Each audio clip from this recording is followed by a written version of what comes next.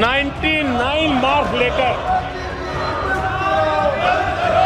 एक बालक घमंड में घूम रहा था। अब उस बालक बुद्धि को कौन समझाए कि तुमने फेल होने का वर्ल्ड रिकॉर्ड बना दिया है। तो बच्चा गिर जाता है, साइकिल से लुढ़क जाता है, रोने लगता है। एक बच्चा स्कूल से आया और जोर जोर से रोने लगा और उसकी माँ भी डर गई, क्या हो गया, बहुत रोने लगा और फिर कहने लगा, माँ मुझे आज स्कूल में मारा गया, आज स्कूल में मुझे उसने मारा, आज स्कूल में मुझे इसने मारा, और जोरों जोरों से रोने लगा। माँ परेशान हो गई। हमने कल सदन में यही बचकाना हरकत देखी है। कल यहां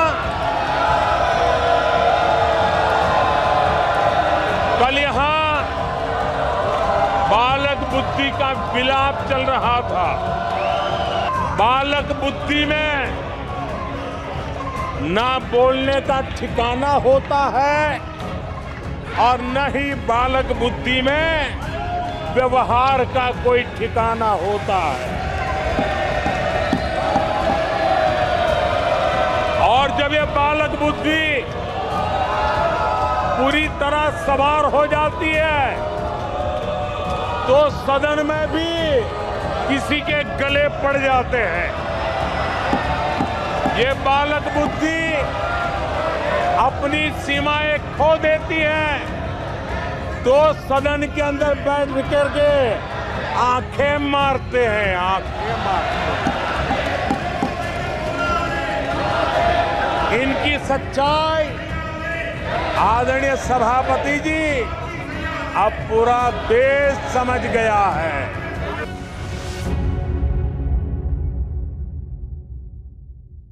नमस्कार, मैं रवीश कुमार। लोकसभा में प्रधानमंत्री मोदी ने जिस स्तर का भाषण दिया है उसका विश्लेषण किसी राजनीति शास्त्री को नहीं बल्कि बाल मानसिकता के किसी विशेषज्ञ विद्वान को करना चाहिए।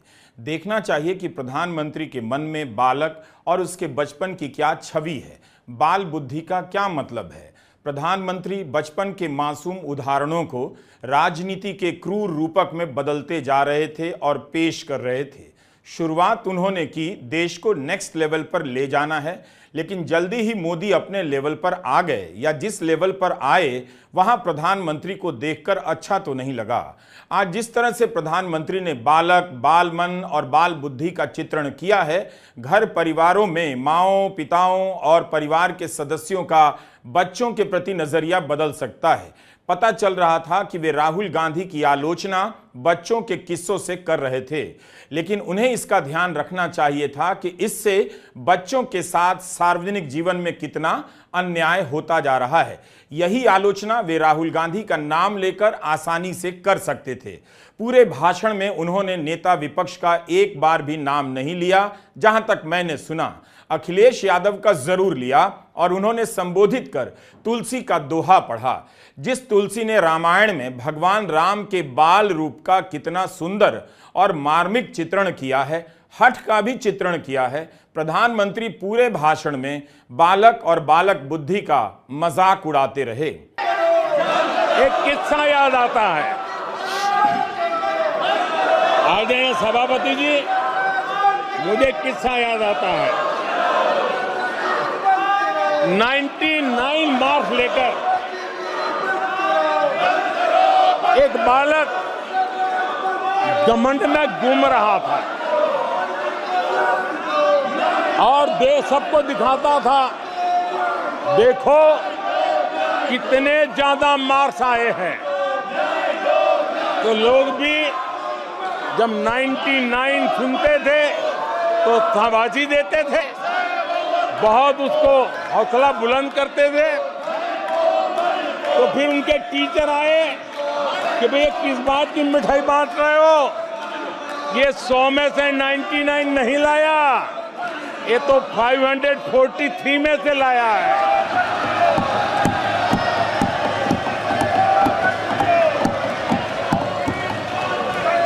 अब उस बालक बुद्धि को कौन समझाए कि तुमने फेल होने का वर्ल्ड रिकॉर्ड बना दिया है।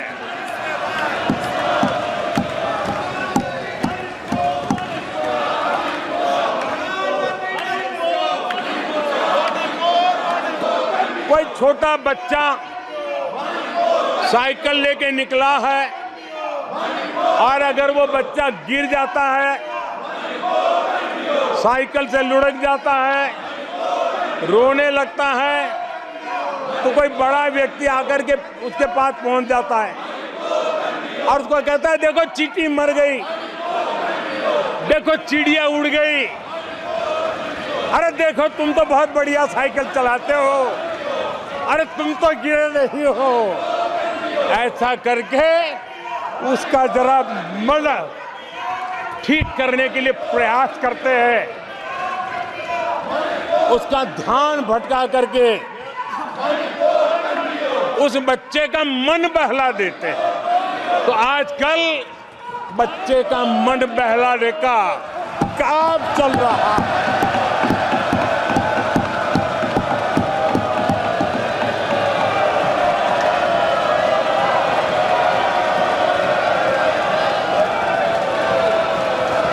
और कांग्रेस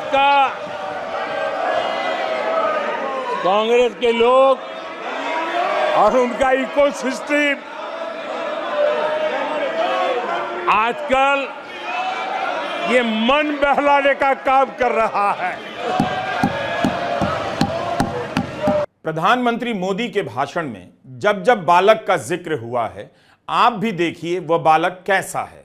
वह रोता हुआ बालक है, झूठ बोलने वाला बालक है, अपनी गलतियों को छिपाने वाला बालक है, फेल हो जाने पर झूठ बोलकर जश्न मनाने वाला भाषण है। परीक्षा पर चर्चा करते समय प्रधानमंत्री फेल होने या कम नंबर आने को महत्व नहीं देते, लेकिन राहुल गांधी की सफलता को छोटा करने के लिए आज वो कम नंबर लाने को अपनी ही कही गई बातों से उलट जाकर महत्व देने लगे थे। प्रधानमंत्री के भाषण को और परीक्षा पर चर्चा में उनके दिए गए कम नंबर के भाषण को आप मिलाकर सुनिएगा, आपको अंतर नजर आएगा।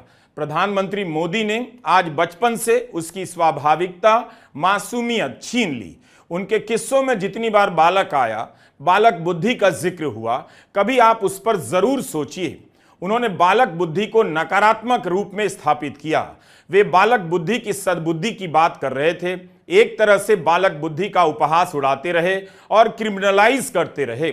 जिन हरकतों को मनोवैज्ञानिक दिन रात समझाते रहते हैं, बच्चे जब ये करते हैं नॉर्मल है, अच्छा है, करने दीजिए, बाद में खुद ही अपनी आदतों को बदल लेंगे।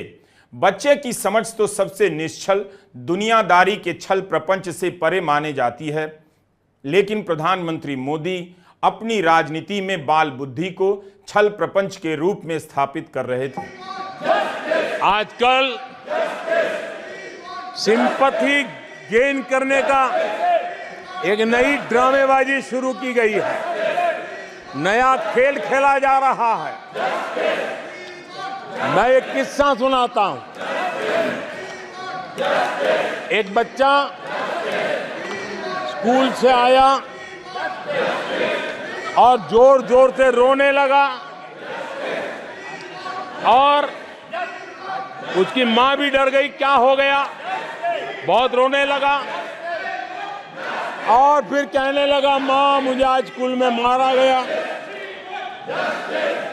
आज स्कूल में मुझे उसने मारा, आज स्कूल में मुझे इसने मारा, और जोरों जोरों से रोने लगा। मां परेशान हो गई। उसने उसे पूछा कि बेटा बात क्या थी, लेकिन वो बता नहीं रहा था, बस रो रहा था, मुझे मारा मुझे मारा।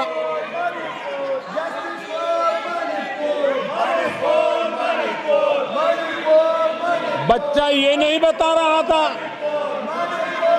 कि आज स्कूल में उस बच्चे ने किसी बच्चे को मां की गाली दी थी।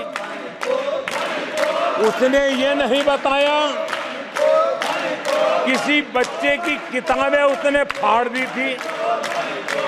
उसने ये नहीं बताया कि उसने टीचर को चोर कहा था। उसने ये नहीं बताया कि किसी का टिफिन चुरा करके खा गया था। हमने कल सदन में यही बचकाना हरकत देखी है। कल यहां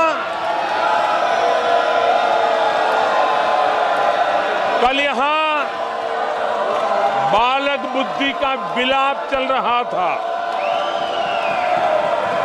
मुझे मारा गया, मुझे इसने मारा, मुझे उसने मारा, मुझे यहां मारा, मुझे वहां मारा, ये चल रहा था। आदरणीय सभापति जी, सिंपैथी हासिल करने के लिए ये नया ड्रामा चलाया गया है। लेकिन देश ये सच्चाई जानते हैं कि ये हजारों करोड़ रुपए उसकी हेराफेरी के मामले में जमानत पर बाहर है।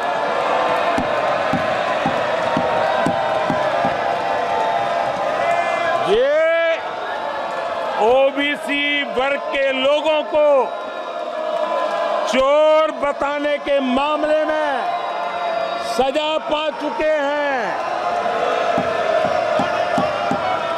इनको देश की सर्वोच्च अदालत पर गैर जिम्मेदाराना बयान देने के बाद माफी मांगनी पड़ी है। इन पर महान स्वातंत्र सेनानी वीर सावरकर जैसे महान व्यक्तित्व का अपमान करने का मुकदमा है। इन पर देश की सबसे बड़ी पार्टी के अध्यक्ष को हत्यारा कहने का मुकदमा चल रहा है। इन पर अनेक नेताओं, अधिकारियों, संस्थानों पर झूठ बोलने के गंभीर आरोप है और वो केस चल रहे हैं। आदरणीय सभापति जी, बालक बुद्धि में ना बोलने का ठिकाना होता है और न ही बालक बुद्धि में व्यवहार का कोई ठिकाना होता है। और जब ये बालक बुद्धि पूरी तरह सवार हो जाती है तो सदन में भी किसी के गले पड़ जाते हैं। ये बालक बुद्धि अपनी सीमाएं खो देती है तो सदन के अंदर बैठ करके आंखें मारते हैं, आंखें मारते हैं। इनकी सच्चाई आदरणीय सभापति जी अब पूरा देश समझ गया है। इसलिए आज देश इनसे कह रहा है तुमसे नहीं हो पाएगा, तुमसे ना हो पाएगा। नेता प्रतिपक्ष राहुल गांधी की बालक बुद्धि से तुलना करते वक्त प्रधानमंत्री की विनम्रता अहंकार से नेक्स्ट लेवल की होती जा रही थी। वे देश को जिस नेक्स्ट लेवल पर ले जाने की बात कर रहे थे, जल्दी ही वह लेवल उनके भाषण में दिखने लगा। उन्होंने बालक बुद्धि को एक ऐसी बुद्धि के रूप में स्थापित कर दिया जो सही नहीं सोचता, जो भी सोचता है गलत सोचता है, जिंदगी भर असफल रहता है। राहुल गांधी को बालक बुद्धि कहना भी उनकी अपनी राजनीतिक उदारता है, जहां अहंकार भी छोटा पड़ जाता है, विनम्रता बहुत सयानी हो जाती है। प्रधानमंत्री ने आज अपने भाषण में अपनी पार्टी की हार को एक महान जीत में बदल दिया। 400 पार के नारे लगाए गए, 370 के नारे भी लगाए गए और 303 सीटें तो बीजेपी के पास थी ही, लेकिन 240 सीटों को उन्होंने एक बड़ी जीत के रूप में व्याख्यायित किया और स्थापित कर दिया। यह उनका राजनीतिक दृष्टिकोण और कौशल हो सकता है, इसमें गलत भी नहीं। वे बीजेपी की जीत को ओडिशा विधानसभा और आंध्र प्रदेश विधानसभा में टीडीपी की जीत से बड़ा बताते रहे। यूपी की हार को भी उन्होंने दूसरे तरीके से परिभाषित किया, कहा कि वहां वोट परसेंटेज बढ़ गया है लेकिन सीटें घट गई हैं, अयोध्या में हार हुई है, इसका जिक्र उन्होंने नहीं किया। लेकिन यह जरूर उपदेश दिया कि कांग्रेस को अपनी हार पर मंथन करना चाहिए। प्रधानमंत्री अपनी हार को जीत में बदल कर ले आए थे, यही उनका मंथन था। लेकिन कांग्रेस की हार को जिस तरह से उन्होंने रखा है, उससे साफ हो गया कि 303 या 400 ना आने की टीस कितनी गहरी है। 1 जुलाई को राहुल गांधी ने कहा था वे विपक्ष में बैठना स्वीकार करते हैं, खुश हैं और अपनी भूमिका निभाएंगे। लेकिन 2 जुलाई को विपक्ष में बैठने वाली कांग्रेस के बारे में प्रधानमंत्री ने कितनी सुंदर बातें कहीं अपने विनम्र अंदाज में। 24 के चुनाव में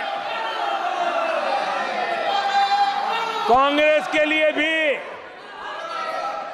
इस देश की जनता ने जनादेश दिया है और इस देश की जनादेश है कि आप वहीं बैठिए,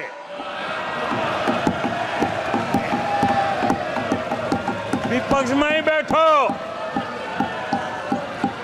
और तर्क खत्म हो जाए तो चीखते रहो, चिल्लाते रहो।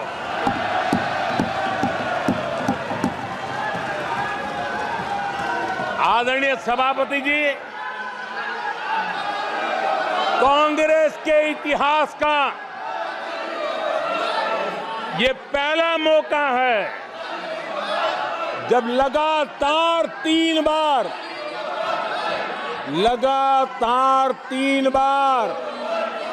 कांग्रेस 100 का आंकड़ा पार नहीं कर पाई है। कांग्रेस के इतिहास में ये तीसरी सबसे बड़ी हार है, तीसरा सबसे खराब प्रदर्शन है। अच्छा होता कांग्रेस अपनी हार स्वीकार करती, जनता जनार्दन के आदेश को सर आंखों पर चढ़ाती, आत्ममंथन करती, लेकिन ये तो कुछ शीर्षासन करने में लगे हुए हैं। क्या विपक्ष में बैठना बहुत बुरी बात है? क्या 2014 से पहले बीजेपी 10 साल लोकसभा में विपक्ष में नहीं बैठी? लगातार दिल्ली विधानसभा में लगातार 3 चुनाव एक नई पार्टी से बीजेपी हारती रही। चुनाव से पहले प्रधानमंत्री कहते रहे राहुल की उम्र के बराबर सीट नहीं आएगी, विपक्षी दलों को मान्यता नहीं मिलेगी। जब कांग्रेस को 99 सीटें आ गईं और राहुल गांधी पहली बार नेता विपक्ष बन गए, तब प्रधानमंत्री उस 99 का मजाक उड़ाने लगे। प्रधानमंत्री मोदी आज विशेष रूप से आक्रामक थे। उनकी देह भाषा सघन थी और नियंत्रित तरीके से अपने आक्रोश का इजहार करते रहे। राहुल गांधी के बारे में कहते समय उन्होंने जिन उदाहरणों का जिक्र किया, उनमें से कुछ को लेकर कांग्रेस सत्यापन की मांग कर सकती थी। जैसे सत्ता पक्ष ने राहुल की कुछ पंक्तियों को लेकर सत्यापन की मांग की है। प्रधानमंत्री ने कहा कि ओबीसी की जाति को चोर कहने पर कोर्ट की सजा पा चुके हैं। लेकिन राहुल गांधी के इस मामले में सुप्रीम कोर्ट ने तो बरी कर दिया था। क्या प्रधानमंत्री के लिए लोअर कोर्ट का फैसला सुप्रीम कोर्ट से बड़ा है? 3 जजों की बेंच की अध्यक्षता करते हुए जस्टिस BR गवई ने अपने आदेश में यही तो कहा था। अहमदाबाद की निचली अदालत ने कोई स्पष्टीकरण नहीं दिया कि राहुल को 2 साल की सजा क्यों दी गई, जिसके कारण उनकी सदस्यता चली गई। कोर्ट ने कहा कि राहुल का बयान अच्छे टेस्ट का नहीं था, मगर कोर्ट के आदेश ने न सिर्फ राहुल को सजा दी बल्कि उन लोगों को भी जिन्होंने राहुल को चुनकर संसद में भेजा है। राहुल गांधी ने अपने भाषण में यह बताया था कि किस तरह से उन पर 20 मुकदमे किए गए, एजेंसियों का दुरुपयोग हुआ, घर ले लिया गया। इसी बात का जवाब प्रधानमंत्री मोदी कैसे देते हैं, पहले उसे देखिए, फिर राहुल गांधी का भी बयान 1 जुलाई का सुनिए। आदरणीय सभापति जी, सिंपैथी हासिल करने के लिए ये नया ड्रामा चलाया गया है, लेकिन देश ये सच्चाई जानते हैं कि ये हजारों करोड़ रुपए उसकी हेराफेरी के मामले में जमानत पर बाहर है।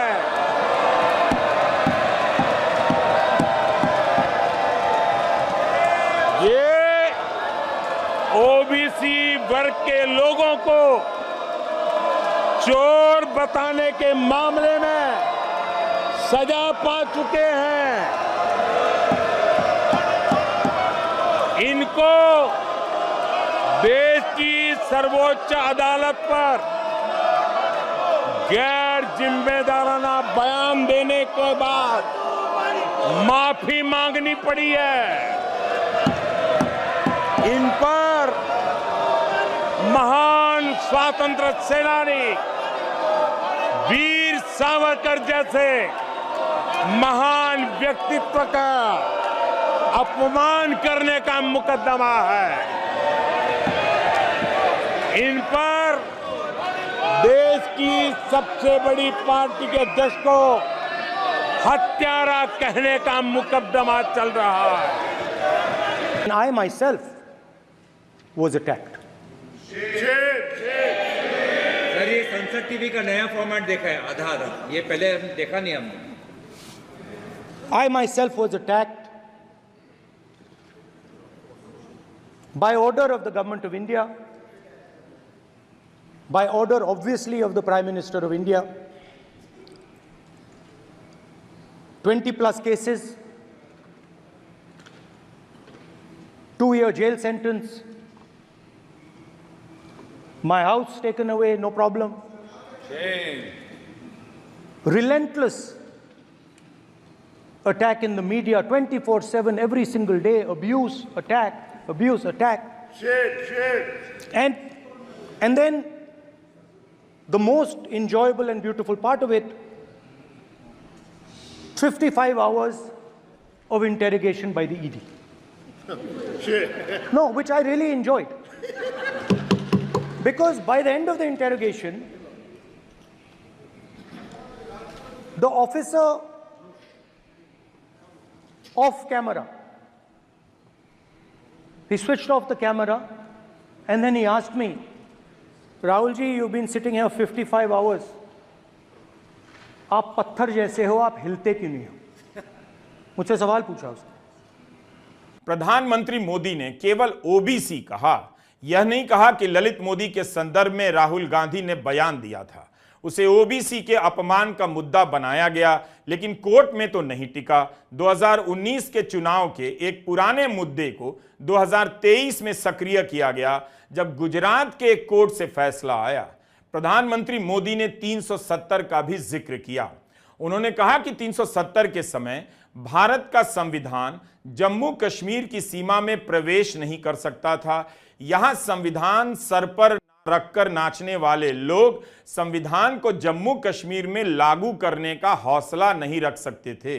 लेकिन दिसंबर 2023 में सुप्रीम कोर्ट ने अपने फैसले में तो यही कहा है कि अनुच्छेद 370 संप्रभुता का लक्षण नहीं है या असिमेट्रिक फेडरलिज्म का लक्षण है। मतलब तो यही हुआ कि दोनों ही संघवाद हैं, भले एक समान ना हो, एक आकार के ना हो, मगर एक सिक्के के दो पहलू हैं, संघवाद के ही पहलू हैं। सुप्रीम कोर्ट ने कहीं नहीं कहा कि 370 के होने से भारत का संविधान वहां लागू नहीं था।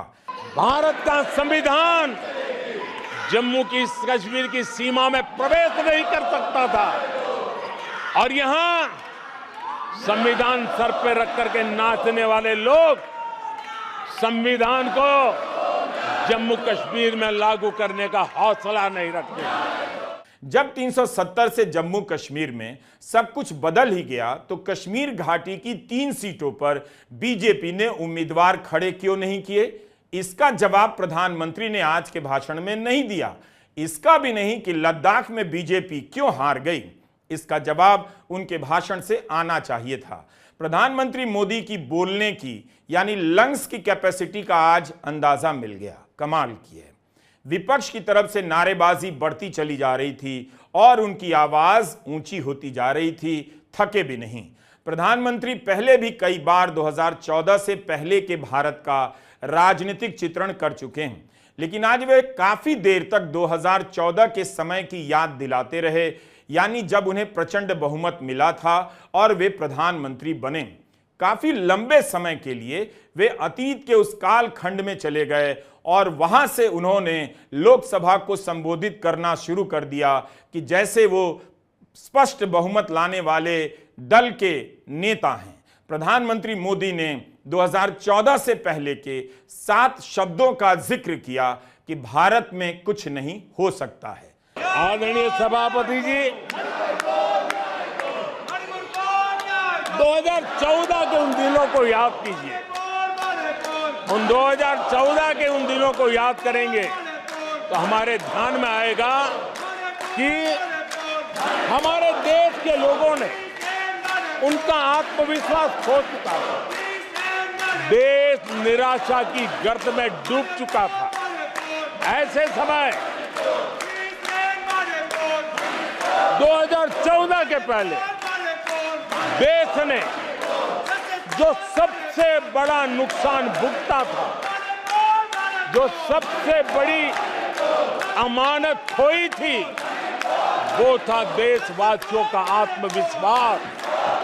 और जब विश्वास और आत्मविश्वास खो जाता है तब उस व्यक्ति को, उस समाज को, देश को खड़ा होना मुश्किल हो जाता है। और उस समय सामान्य मानवी के मुंह से यही निकलता था कि वो इस देश का कुछ हो नहीं सकता। उस समय हर जगह पे ये 7 शब्द सुनाई देते थे, इस देश का कुछ नहीं हो सकता। यही शब्द 2014 के पहले सुनाई देते थे। भारतीयों की हताशा के इन 7 शब्द एक प्रकार से पहचान बन गए थे। प्रधानमंत्री को लगता है कि 2014 के बाद से बदलाव को लेकर एक विश्वास पैदा हुआ है, लग सकता है, लेकिन यह भी उसी भारत के आंकड़े हैं जो मैं दे रहा हूं। आज पहले से ज्यादा छात्र विदेश पढ़ने के लिए जा रहे हैं, भारी मात्रा में कर्ज ले रहे हैं। भारत का पैसा पढ़ाई के नाम पर बाहर जा रहा है। करोड़ों रुपए खर्च करने के बाद अब ज्यादातर छात्रों को विदेशों में भी ढंग की नौकरी नहीं मिल रही। आज ही द मॉर्निंग कॉन्टेक्स्ट नाम की एक वेबसाइट पर प्रदीप साहा की रिपोर्ट पढ़ रहा था, जिसमें प्रदीप साहा ने बताया है कि ब्यूरो ऑफ इमिग्रेशन का आंकड़ा है कि 2023 के पहले 10 महीने में 7,65,000 भारतीय छात्र विदेश पढ़ने गए। 2022 में 7.5 लाख से कुछ अधिक छात्र विदेश पढ़ने गए। यह केवल अच्छे संस्थान की तलाश में पलायन नहीं है, बल्कि इसके पीछे यह भी समझदारी है कि भारत के शिक्षण संस्थान अब जीवन के 5-7 साल बिताने लायक नहीं है। पिछले 10 साल में इनका स्तर और घटिया हुआ है। अभी पिछले महीने खबर आई थी, कई जगह आपने पढ़ी होगी कि भारत के 4,300 करोड़पति भारत से बाहर जाकर बसने की तैयारी में हैं। प्रधानमंत्री मोदी अपने हिसाब से आईने में देश की तस्वीर देख रहे थे, दिखा रहे थे, लेकिन यह सब भी आंकड़े भाषण के बाहर आपको मिल जाएंगे। प्रधानमंत्री मोदी कांग्रेस के किसी इकोसिस्टम की बात करते रहे, लेकिन गोदी मीडिया और आईटी सेल के साधन संपन्न इकोसिस्टम की बात उन्होंने नहीं की। उन्होंने एक तरफ इशारा किया और अपनी तरफ का देखना भूल गए। वो लोग जो देश छोड़कर बसने जा रहे हैं, जो विदेशों में पढ़ने जा रहे हैं, उन्होंने भारत की प्रगति को क्यों नहीं स्वीकार किया? यह प्रधानमंत्री को उनसे पूछना चाहिए। यह भी पूछ लेना चाहिए कि क्या वो किसी इकोसिस्टम के प्रभाव में भारत छोड़कर जा रहे हैं। मैं आज सभापति जी इस इकोसिस्टम को चेतावनी देता हूं। मैं इस इकोसिस्टम को चेताना चाहता हूं।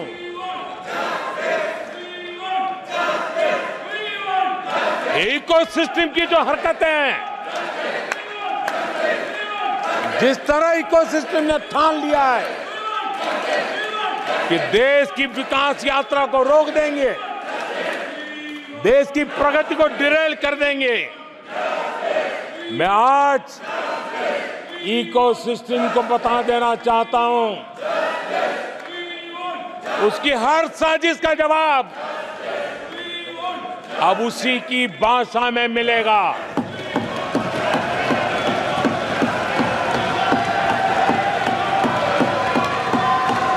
यह देश विरोधी साजिशों को कभी भी स्वीकार नहीं करेगा। आपने इस बयान को ठीक से सुना ही होगा। एक बार YouTube पर दोबारा चलाकर देख लीजिए। प्रधानमंत्री चेतावनी दे रहे थे, मगर इसमें धमकी का भी स्वर था। चुनाव के समय अक्सर इंटरव्यू में कहा करते थे गोदी एंकरों को कि इस इकोसिस्टम का आप एंकरों पर दबाव है, सवाल पूछने का दबाव है। इस इकोसिस्टम का समाधान भी वही करेंगे। क्या प्रधानमंत्री मोदी यह इशारा कर रहे हैं कि 2014 के बाद की तरह एक बार फिर से देश प्रेम के नाम पर पत्रकारों, लेखकों पर हमला किया जाएगा, बिना सबूत के लोगों को जेलों में डाला जाएगा? क्या प्रधानमंत्री मोदी उन यूट्यूबरों को भी चेतावनी दे रहे हैं जो गोदी मीडिया नहीं बन सके? एक राज्य के मुख्यमंत्री को बिना किसी ठोस सबूत के 5 महीने तक के लिए जेल में डाला गया। हेमंत सोरेन को, इसके पीछे कौन सा इकोसिस्टम था? प्रधानमंत्री ने इसका जवाब नहीं दिया। ये इसी इकोसिस्टम की ताकत है जिसके दम पर प्रधानमंत्री ने यह चेतावनी आप सभी को दी है। इस चुनाव में नौकरी एक बड़ा मुद्दा बनकर सामने आई, लेकिन प्रधानमंत्री मोदी ने इस मुद्दे को मजबूती से खारिज कर दिया। देश में बहुत बड़े पैमाने पर रोजगार और स्वरोजगार के अवसर बन रहे हैं, उसको अब विस्तार हो, उसको एक नए रूप रंग मिले, आधुनिक भारत की आवश्यकताओं के अनुसार स्किल डेवलपमेंट हो और उसके आधार पर इंडस्ट्री 4.0 में भी भारत लीडर के रूप में उभरे और हमारे नौजवानों का भविष्य भी संवरे, उस दिशा में हम काम कर रहे हैं। आदरणीय सभापति जी, एक स्टडी है कि पिछले 18 साल में, यह स्टडी बड़ा महत्वपूर्ण है, यह अध्ययन कहता है कि पिछले 18 साल में प्राइवेट सेक्टर में जॉब क्रिएशन में आज सबसे बड़ा रिकॉर्ड बना है। 18 साल में सबसे बड़ा रिकॉर्ड बना है। आज नौकरियां कैसी हैं? आईटी सेक्टर के शुरुआती 5 साल में सैलरी ठहर गई है, इस तरह की कई रिपोर्ट आती रहती है। क्या वह सब झूठ है? अग्निवीर पर प्रधानमंत्री बोले और नीट पर भी उन्होंने कहा कि अग्निवीर को लेकर झूठ बोला गया, लेकिन उन्होंने अग्निवीर पर विस्तार से ऐसा कुछ भी नहीं कहा। अग्निवीर को लेकर जितने सवाल उठाए जा रहे हैं उस पर उन्होंने कुछ नहीं कहा, बस इतना कहा कि वे चुप रहकर सेना में सुधार कर रहे हैं। इसलिए हम लगातार युद्ध योग्य सेना बनाने के लिए रिफॉर्म कर रहे हैं। समय पर रिफॉर्म न करने के कारण हमारी सेना का बहुत नुकसान हुआ है, लेकिन ये सार्वजनिक बातें कहने योग्य नहीं होने के कारण मैं मेरे मुंह को ताला लगा करके बैठा हूं। आदरणीय सभापति जी, देश की सुरक्षा एक गंभीर मसला होता है। आदरणीय सभापति जी, ऐसे रिफॉर्म्स का उद्देश्य किसी भी परिस्थिति में, अब युद्ध के रूप बदल रहे हैं, संसाधन बदल रहे हैं, शस्त्र बदल रहे हैं, टेक्निक बदल रही है, ऐसे में हमें हमारी सेनाओं को उसी चुनौतियों के अनुरूप तैयार करना ये बहुत बड़ी जिम्मेवारी होती है, जिसको निभाने के लिए गालियां खा करके भी, झूठे आरोप सह करके भी, मुंह पर ताला लगा करके हम काम कर रहे हैं। ऐसे समय देश की सेना को आधुनिक बनाना, सशक्त बनाने के ऐसे समय कांग्रेस क्या कर रही है? ये झूठ फैला रहे हैं।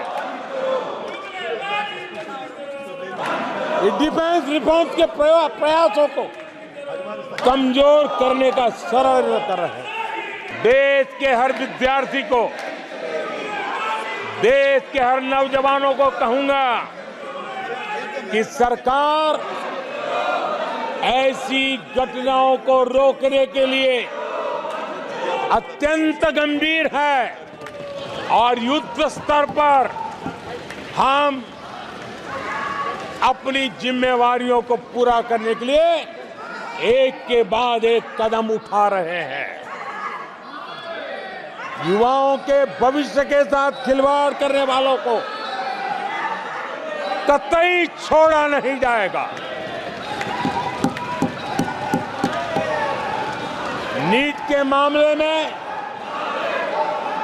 पूरे देश में लगातार गिरफ्तारियां की जा रही है।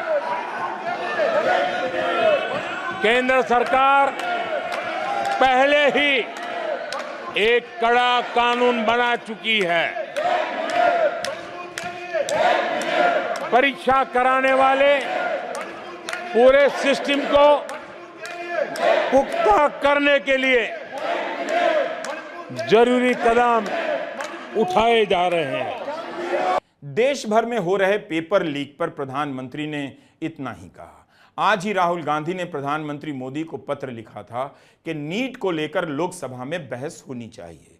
प्रधानमंत्री मोदी ने अपने पूरे भाषण में मणिपुर का जिक्र नहीं किया। उनसे पहले विपक्ष के तमाम नेताओं ने मणिपुर का जिक्र किया था तो जवाब देने की उम्मीद की जा सकती थी, लेकिन क्या विपक्ष को मणिपुर को लेकर लगातार नारे लगाने चाहिए थे जब प्रधानमंत्री बोल रहे थे?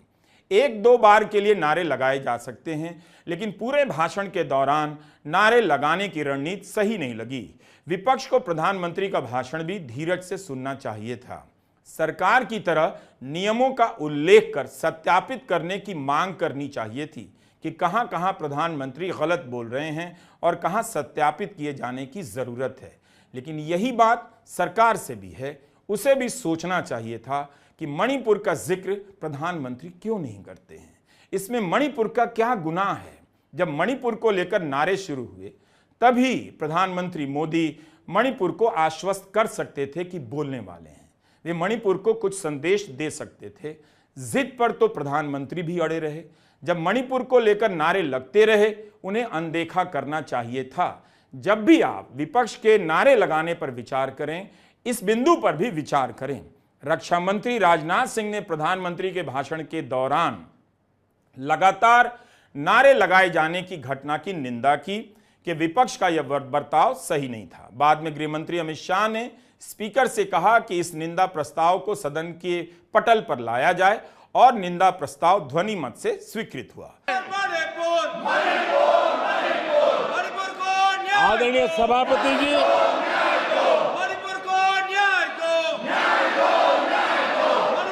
आदरणीय सभापति जी, मैं आज आपके माध्यम से देशवासियों को विश्वास दिलाता हूं। राष्ट्रपति जी के अभिभाषण के दौरान धन्यवाद प्रस्ताव पर जब चर्चा हो रही थी, उस समय जब प्रधानमंत्री जी का संबोधन चल रहा था, जिस प्रकार से विपक्ष के द्वारा संसदीय मर्यादाओं का लगातार तार जिस तरीके से किया गया है, मैं यह प्रस्ताव करता हूं कि इस कृत्य की यह पूरा सदन भर्त्सना करता है। प्रधानमंत्री मोदी ने अपना भाषण यूपी के हाथरस में एक सत्संग के दौरान भगदड़ मचने से कई लोगों की मौत पर संवेदना जताकर किया। उन्होंने भाषण रोक दिया, इस दुर्घटना पर संवेदना जताई।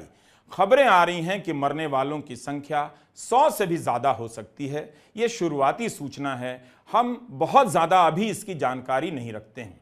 लेकिन उसी वक्त जब आप हाथरस में हुई दुर्घटना पर बोल रहे थे, विपक्ष की तरफ से मणिपुर पर बोलने के लिए नारे लगे।